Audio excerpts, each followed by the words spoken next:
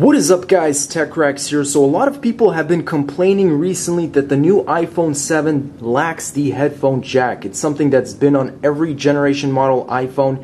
It's not there anymore. You got to use an adapter or you got to wait until the $159 wireless earpods that you might drop and somebody's going to step on. So I found a perfect solution to this problem, guys. It's a very simple tutorial. Just follow along, guys. I don't even have to talk here. So now if it starts doing this, guys, this is perfectly normal. This means you're on your way to getting a brand new headphone jack.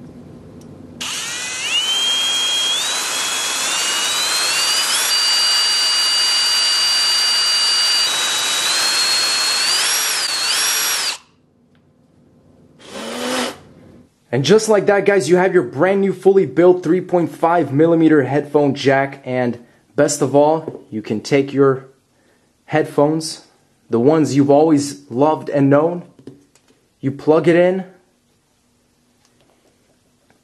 turn on the iPhone, you swipe, you play your favorite song, and you enjoy the music.